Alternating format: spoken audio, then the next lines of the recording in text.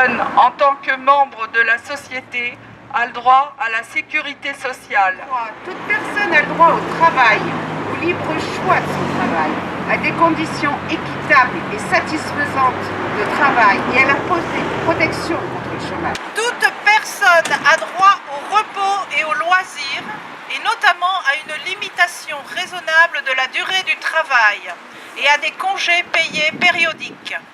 Toute personne a droit à un niveau de vie suffisant pour assurer sa santé, son bien-être et ceux de sa famille, notamment pour l'alimentation, l'habillement, le logement, les soins médicaux, ainsi que pour tous les services sociaux nécessaires.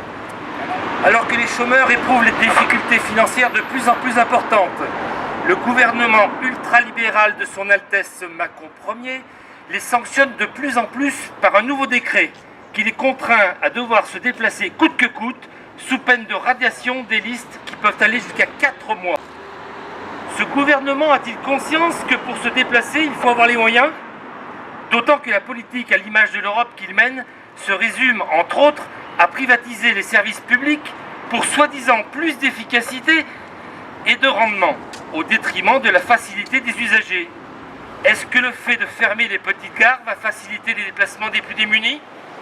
Comment se rendre à un rendez-vous Pôle emploi lorsque l'on est éloigné de plusieurs kilomètres si l'on n'a plus de voiture ? Les Français n'habitent pas tous en ville. Pour la plupart, il ne suffit pas de traverser la rue pour trouver un emploi.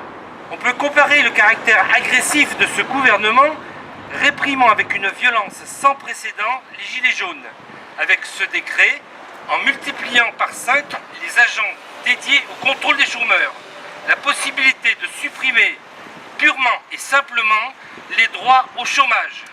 Et que dire de l'intitulé « Offre raisonnable d'emploi » ? Facile comme définition pour sanctionner. Nous, la France insoumise, nous avons conscience qu'il faut être à l'écoute des chômeurs et ne pas les obliger à accepter la première offre farfelue proposée, quelle qu'elle soit. Nous proposons un avenir plus humaniste, égalitaire, solidaire.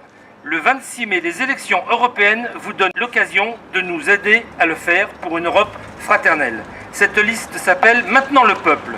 La seule liste pour le peuple, par le peuple. Pas de mépris, un travail, pas de sanctions. Pas de mépris, un travail, pas de sanctions. Pour sortir des traités européens.